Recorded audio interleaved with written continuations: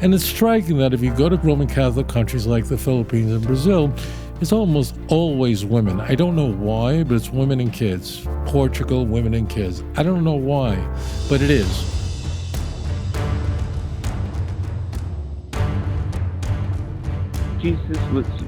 Jesus was not Son of God, correct? Right. Yeah, so who is his father? Who is his mother? Gotcha. So basically, how did the entire story of the Jesus thing come about if, in fact, none of that was really pertaining to Tanakh? Correct. Okay. Yeah, correct.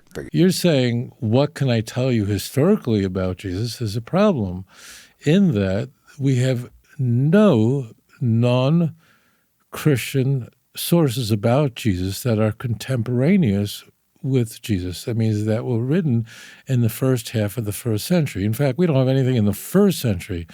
Now, there are some people who believe that there's some relic of Josephus' Antiquities 1833, Testimonium Flavium, that's authentic. There are some people who think that. That's written in 94. So that's written very, very late. Everyone agrees that it's a corrupted text, whether it's a fully invented text that was later inserted, which I believe, or there was originally some sort of piece of it that was a skeletal version of what now exists. So the first certain non-Christian writing about Jesus and Christianity is Pliny the Younger in the year 112.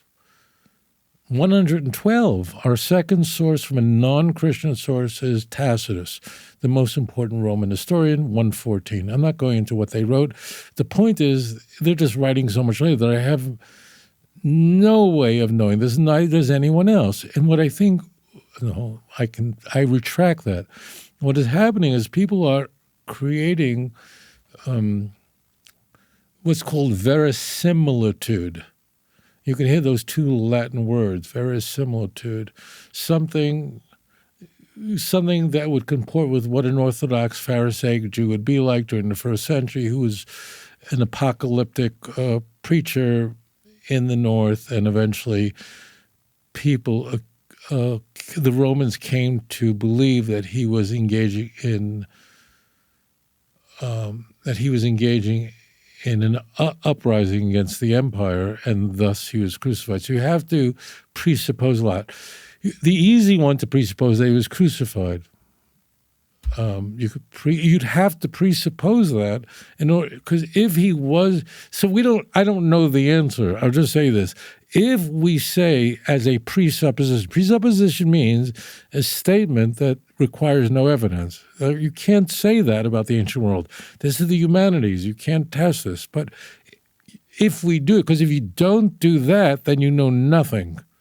But if we presuppose that Jesus was crucified in about the year 30 under the governorship of Pontius Pilate, so they would only crucify someone for committing treason against the empire, and that means he was then saying the world's coming to an end, in a sense, or the empire is going to be overthrown.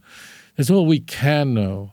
Now, I don't want, unless William tells me to, I could take it further, and I've said this. Okay, so all right. So what I believe happens. So if we have to, a presupposition means something statement that requires no evidence at all. If we presuppose that he was crucified, so at some point people began to believe that he rose from the dead and he's the Messiah. At some point someone did, and that's where we find an anomaly.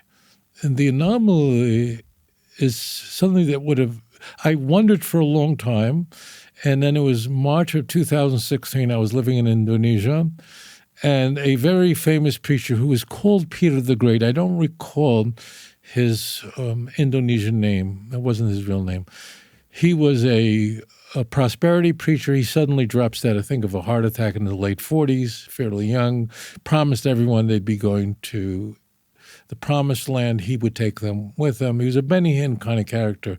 He drops dead in March of 2016. And that, like, everyone went, wow. It was then following that women, only women, started saying that he appeared to them in a dream, telling them that he's gonna come back and lead them in a spiritual way. And they went, And I thought of a very striking anomaly. When a doctor is looking at a CT scan, he's looking for an anomaly, something doesn't fit. Mary Magdalene doesn't fit. Mary Magdalene is a striking figure because she's mentioned by name 12 times in the Christian Bible. What's very odd is 11 of those 12 times appears prominently in the Passion narratives, in the resurrection accounts. Other people may or may not, but she always is. She's front and center of the Passion narratives. Only one time is she mentioned not in the context of the Passion narratives, and that's in Luke chapter 8, where we're told that she was one of Jesus' companions and she had 7 demons in her and Jesus cast them out. In the ancient world, having demons, they didn't know They didn't know what schizophrenia was. They didn't know what mental illness was. They didn't know what any of that was. So when people were schizophrenic, which means that schizophrenics, it's a terrible mental illness. It means that people are seeing things that are not there, that are hearing things that are not there. It's really different than neurosis. It's real psychosis. So what I think logically happened is if we're told that she had devils and Jesus cast them out, that means she was very likely schizophrenic. She then claims after Jesus is executed by the empire that Jesus appeared to her and that he's the Messiah. And that's why she appears in Matthew, Mark, Luke, and John, all 4, as one of the women at the tomb. No one else is in John. In fact, she's the only woman at the tomb. So I think historically, she's the one who makes that claim. And it's striking that if you go to Roman Catholic countries like the Philippines and Brazil, it's almost always women. I don't know why, but it's women and kids. Portugal, women and kids. I don't know why, but it is. And I think that's historically what happened, and that started moving out, and that's how the Christian religion. One can say, therefore, that it's, in a sense, again, is a hypothesis here, but in a sense, if what I'm saying is correct, my level of confidence here on a scale of 1 to 10 is probably an 8. Then Mary Magdalene invented Christianity. Thank you for your question.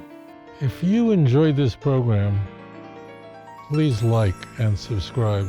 אדון עולם אשר מלך בטרם כל יציר נברא לעת נעשה בחפצו כל